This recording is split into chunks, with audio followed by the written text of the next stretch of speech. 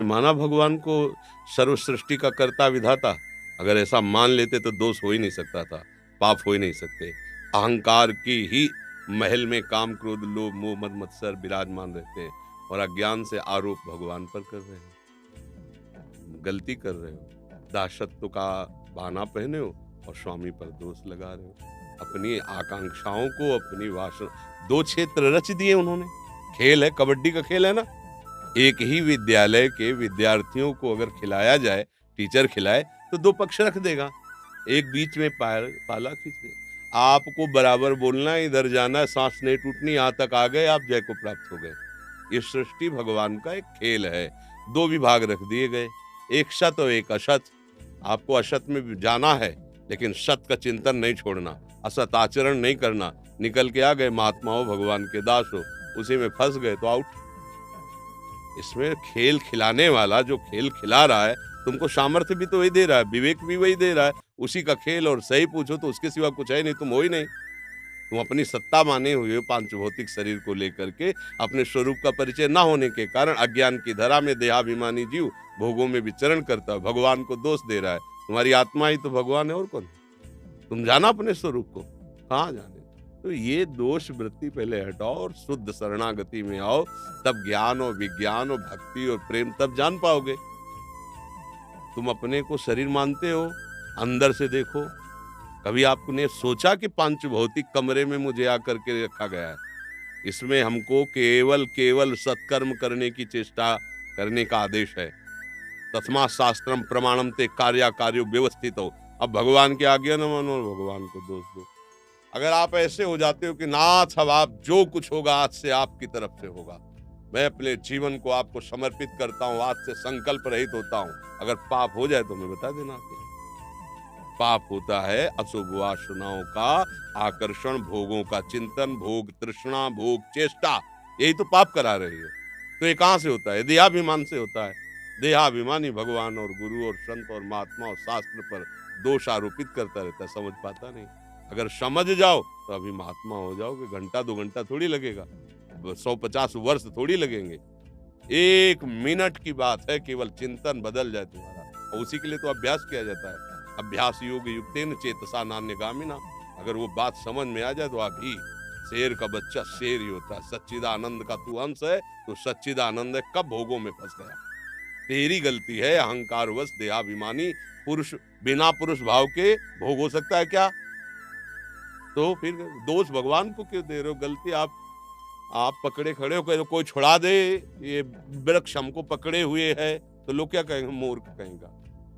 अरे तू ऐसे छोड़, वृक्ष तेरे को थोड़ी पकड़े, तू पकड़े हुए है। ऐसे ही बंधे कीर मरकट की नहीं, तूने जड़ता पर अपना तदात्म कर लिया। ये जड़ ही तो है शरीर, इस पे तदात्म कर लिया। तूने अंतःकरण पर तदात्म कर लिया। मना कष्टानि इंद्रियाणि प्रकृति स्थान निकल सकी। दोष भगवान को दिया, बड़ी गलती बात है, बड़ी गंदी बात है।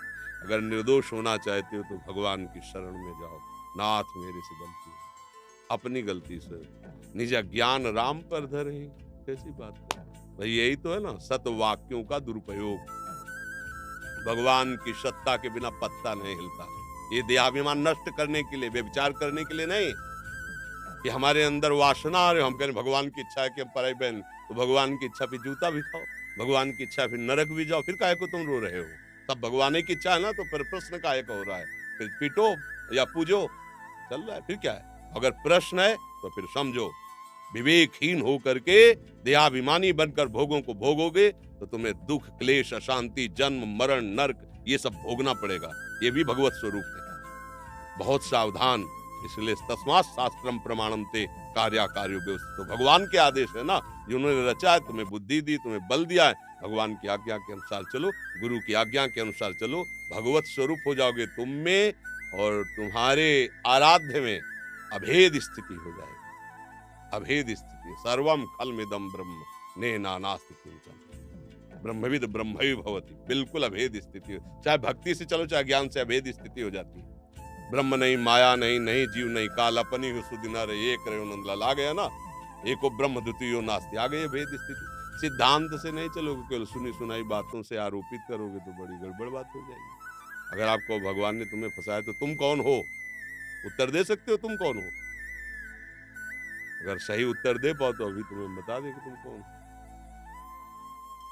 भूल गए अपने स्वरूप को, भूल गए तुम वही हो, वही तत्वमसि, दूसरा नहीं है, तुम वही हो। अब भूल करके अपने को तुम शरीर मानो, इंद्रिया मानो, मन मानो, तदात्मिक हो ना मन में, इंद्रियों में, भोगों में। अब सब गंदी बात हो गई, सब गलत बात हो गई। ये अध्यात्म है, अध्यात्म है, कथा कहानियां अध्यात्म तक पहुंचाने के लिए। अध्यात्म में ना जाओगे तो आपके सिवा कोई है ही नहीं, दूसरा कोई है ही नहीं, आप ही आप हैं। चाहे इधर कहो आप, चाहे इधर कहो आप, बात एक ही है। जब तक दो हैं तब तक अभी दृष्टि सही नहीं है। एक ही तत्व है, जिधर जाओ उधर। कहाँ पाप है, कहाँ कर्म है, कहाँ विकर्म है। ये अज्ञान की धरा, बच्चा ज्ञान की धरा में हो। गुरु ने जो नाम दिया खूब डट के जपो, भगवान से रो कि नाथ मेरे ज्ञान का प्रकाश कर दो जिससे मैं समझ में आवे। अभी तक हम आपको गलत मानते रहे, आप कृपा करो मुझे समझ में आ जाए गलती क्या है। बंदर जो है ना, छुहारे के लोभ से ऐसे सांकरे घड़े की तो उसमें हाथ डाला और भरपूर छुहारा पकड़ लिया। अब वो ऐसे घसीटता है, उसको लगता है किसी ने पकड़ लिया, फिर घसीटता है, प्रयास करके देखता है नहीं निकलता है, और प्रयास करना बंद कर देता है और वो मार डंडे बोरे में बंद करके ले जाता है। अब बोलो क्या, किसकी किसकी गलती है? ऐसे ही 5 ज्ञानेंद्रियों के साथ विषय भोग को हमने ऐसे पकड़ लिया। अब कह रहे भगवान छुड़ा दे, गुरु छुड़ा दे, हमें किसी ने पकड़ लिया, माया ने बांध लिया, भगवान ने क्यों माया में बांध। ये सब प्रपंच वो बोलने लगता है। अरे तू देख पहले, 5 शब्द स्पर्श रूप रस गंध ये छुहारे हैं, और 5 इंद्रियों से तूने पकड़ लिया। बंदर की भांत काल तुझे पीट करके नष्ट करके अगले जन्म में डाल देता है। चाल को समझ, तू विषयों को छोड़ और अंतर्मुख हो। ऐसा खजाना आनंद का है कि आप लौट पड़ोगे गुरु चरणों में और भगवान की बलिहारी जाओगे। हे सदगुरु स्वरूप भगवान में भूला हुआ था, आज मैं पा गया, आज मैं जान गया, निहाल हो जाओगे। बात समझ में आ रही है? पहले नाम जप करो जो गुरु ने मंत्र दिया, तिलक लगाए हो तो जरूर भाई